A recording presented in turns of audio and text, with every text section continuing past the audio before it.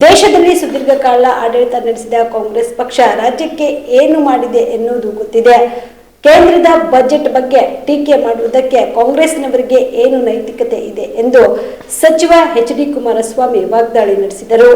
ಹಾಸನದಲ್ಲಿ ಇಂದು ಸುದ್ದಿಗಾರರೊಂದಿಗೆ ಮಾತನಾಡಿದ ಅವರು, ನರೇಂದ್ರ ಮೋದಿ ಅವರು ಯಾವಾಗಲೂ ವಿಕಸಿತ ಆತ್ಮನಿರ್ಭರ ಭಾರತ ಬಗ್ಗೆ ಹೇಳುತ್ತಾರೆ. ಸ್ವಾತಂತ್ರ್ಯ ಶತಮಾನೋತ್ಸವ ಆಚರಣೆ ಮಾಡುವುದರೊಳಗೆ ನಮ್ಮ ದೇಶ ವಿಶ್ವದಲ್ಲಿ ಅಗ್ರಸ್ಥಾನದಲ್ಲಿ ಇರಬೇಕು. ಅದಕ್ಕೆ ಅನೇಕ ಕಾರ್ಯಕ್ರಮಗಳನ್ನು ತರಲು ಮೋದಿಯವರ ಪ್ರಯತ್ನಗಳು ನಡೆದಿವೆ. ಅವರು ಅವಿರತವಾಗಿ ಕೆಲಸ ಮಾಡುತ್ತಿದ್ದಾರೆ. ಈ ಬಾರಿ ವಿಶೇಷವಾಗಿ 4 ಕ್ಷೇತ್ರಗಳಿಗೆ ಉತ್ತೇಜನ ನೀಡಿದ್ದಾರೆ. ಬಡತನ, ನಿರುದ್ಯೋಗ, ರೈತರ ಸಮಸ್ಯೆ, ಮಹಿಳೆಯರು ಸ್ವಾವಲಂಬಿಯಾಗಿ ಬರಲು ಆರ್ಥಿಕ ಶಕ್ತಿ ತುಂಬಲು ಬಜೆಟ್ನಲ್ಲಿ ಆದ್ಯತೆ ನೀಡಿದ್ದಾರೆ ಎಂದು ತಿಳಿಸಿದರು. ವಿಕಸಿತ ಭಾರತ ಸರ್ಕಾರಕ್ಕೆ ಸಮಗ್ರ ಆಯವ್ಯಯವನ್ನ ಕೇಂದ್ರದ ಹಣಕಾಸು ಸಚಿವರಾದ ನಿರ್ಮಲಾ ಸೀತಾರಾಮನ್ ಅವರು ಮಂಡಿಸಿದ್ದಾರೆ. ಎಲ್ಲಾ ರಾಜ್ಯಗಳಿಗೂ ಆದ್ಯತೆ ಕೊಟ್ಟಿದ್ದಾರೆ ಎಂದರು. ಪ್ರತಿಯೊಂದು ಜಿಲ್ಲೆ, ರಾಜ್ಯಕ್ಕೆ ಕಾರ್ಯಕ್ರಮಗಳನ್ನು ಘೋಷಣೆ ಮಾಡುವ ಬದಲು ಸಮಗ್ರ ಭಾರತವನ್ನ ದೃಷ್ಟಿಯಲ್ಲಿ ಇಟ್ಟುಕೊಂಡು ಕಾರ್ಯಕ್ರಮಗಳನ್ನು ಘೋಷಣೆ ಮಾಡಿದ್ದಾರೆ. ಈ ಎಲ್ಲಾ ಕಾರ್ಯಕ್ರಮಗಳು ಎಲ್ಲ ಜಿಲ್ಲೆಗಳ ಜನರಿಗೂ ಮುಟ್ಟುತ್ತವೆ ಎಂದು ಸಚಿವರು ಹೇಳಿದರು.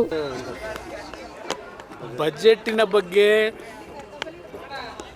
ಒಟ್ಟಾರೆ ಬಜೆಟ್ನ ನಾನು ಹೇಳೋದಾದರೆ, ಇದು ಒಂದು ಉತ್ತಮವಾದಂಥ ನರೇಂದ್ರ ಮೋದಿಯವರು ಪದೇ ಪದೇ ಹೇಳ್ತಕ್ಕಂಥ ವಿಕಸಿತ ಭಾರತ ಮತ್ತು ಆತ್ಮನಿರ್ಭರ ಭಾರತ 2047ಕ್ಕೆ ನಾವೇನು ದೇಶದ ಸ್ವಾತಂತ್ರ್ಯದ ಶತಮಾನೋತ್ಸವವನ್ನು ಆಚರಣೆ ಮಾಡ್ತಕ್ಕಂಥದ್ದಿದೆ.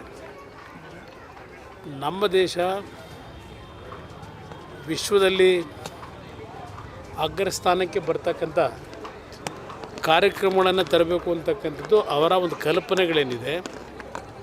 ಈ ಬಾರಿ ವಿಶೇಷವಾಗಿ 4 ಸೆಕ್ಟರ್ಗೆ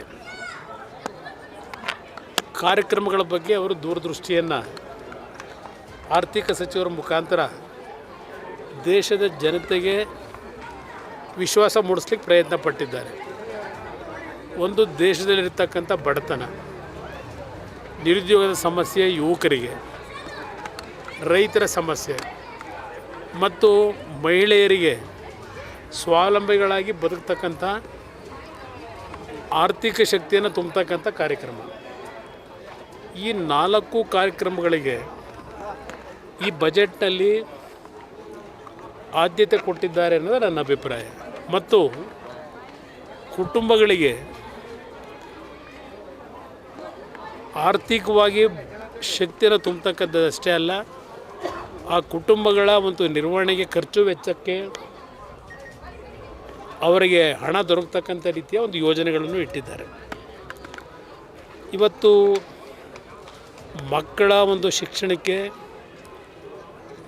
ಹಲವಾರು ರೀತಿಯ ಒಂದು ಈಗಿನ ಮಾಹಿತಿ ತಂತ್ರಜ್ಞಾನವನ್ನು ಇವತ್ತೇನು ಉಪಯೋಗ ಮಾಡ್ಕೊಳ್ತಕ್ಕಂಥದ್ದು, ಅದರ ಜೊತೆಯಲ್ಲಿ ಸ್ಟಾರ್ಟಪ್ಗಳ ಮುಖಾಂತರ ಇವತ್ತು ಸ್ಟಾರ್ಟಪ್ಗಳು ಕೇವಲ ಇಂಡಸ್ಟ್ರಿಗಳನ್ನು ಇಡ್ತಕ್ಕಂಥದ್ದಕ್ಕೆ ಎನ್ಕರೇಜ್ಮೆಂಟ್ ಏನು ಕೊಡ್ತಾಯಿದ್ರು. ನಮ್ಮ ಕೃಷಿ ವಲಯದಲ್ಲೂ ಸಹ ಸ್ಟಾರ್ಟಪ್ಗಳಿಗೆ ಹೆಚ್ಚಿನ ಒಂದು ಆದ್ಯತೆ ಕೊಟ್ಟು ಅದಕ್ಕೆ ಸುಮಾರು 10,000 ಕೋಟಿ ಹಣವನ್ನು ಇಟ್ಟಿದ್ದಾರೆ. ಹಲವಾರು ರೀತಿಯಲ್ಲಿ ಕೃಷಿ ವಲಯದ ಆರ್ಥಿಕ ಶಕ್ತಿಯನ್ನು ತುಂಬಬೇಕು ಅಂತಕ್ಕಂಥದ್ದು ಸಹ ಒಟ್ಟಾರೆ ಕಾರ್ಯಕ್ರಮದಲ್ಲಿ ನಾವು ಈ ಬಜೆಟ್ನಲ್ಲಿ ಕಾಣ್ಬೋದು.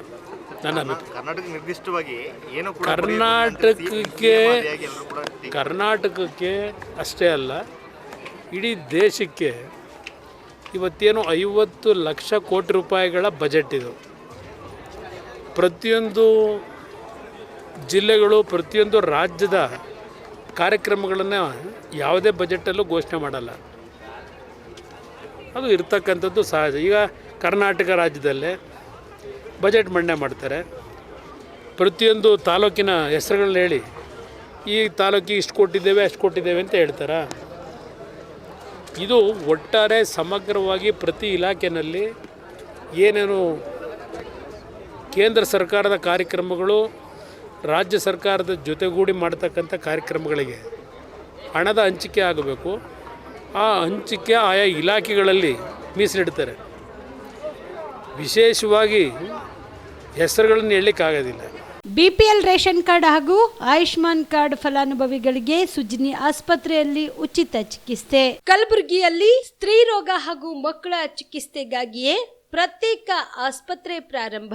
ಸುಜಿನಿ ಕಲ್ಯಾಣ ಕರ್ನಾಟಕ ಭಾಗದ ಅತ್ಯಾಧುನಿಕ ತಾಯಿ ಮತ್ತು ಶಿಶುವಿನ ಆರೈಕೆಯ ಆಸ್ಪತ್ರೆ, ಸ್ತ್ರೀ ರೋಗ ತಜ್ಞ ಖ್ಯಾತ ವೈದ್ಯರು ಹಾಗೂ ಮಕ್ಕಳ ತಜ್ಞ ಖ್ಯಾತ ವೈದ್ಯರ ತಂಡದಿಂದ ಕಡಿಮೆ ದರದಲ್ಲಿ ಚಿಕಿತ್ಸೆ, ವಿಶ್ವ ದರ್ಜೆಯ ಉಪಕರಣಗಳ ಮತ್ತು ಅತ್ಯಾಧುನಿಕ ಐಸಿಯು, ಎನ್ಐಸಿಯು ಹಾಗೂ ಇತರೆ ಸೌಲಭ್ಯಗಳಿಂದ ಮಕ್ಕಳಿಗೆ ಗುಣಮಟ್ಟದ ಆರೈಕೆ. ಸುಜಿನಿ ಆಸ್ಪತ್ರೆಯಲ್ಲಿನ ಸೌಲಭ್ಯಗಳು: ದಿನದ 24 ಗಂಟೆಯಲ್ಲಿ ತುರ್ತು ಸೇವೆ, ಹೈ ರಿಸ್ಕ್ ಗರ್ಭಧಾರಣೆ, ಒಬೆಸ್ಟ್ರಿಕ್ ಐಸಿಯು, ನವಜಾತ ಮತ್ತು ಶಿಶು ಐಸಿಯು, ಶಿಶು ಸಂಬಂಧಿತ ಶಸ್ತ್ರಚಿಕಿತ್ಸೆ, ಲ್ಯಾಪ್ರೋಸ್ಕೋಪಿ, ಲಸಿಕಾಕರಣ, ತಜ್ಞ ವೈದ್ಯರ ಸಲಹೆ, ಡಯಾಗ್ನೋಸ್ಟಿಕ್ ಮತ್ತು ಅಲ್ಟ್ರಾಸೌಂಡ್ ಸೇರಿದಂತೆ ಅನೇಕ ಸೌಲಭ್ಯಗಳು ನಿಮ್ಮ ಸುಜಿನಿ ಆಸ್ಪತ್ರೆಯಲ್ಲಿ ಲಭ್ಯ.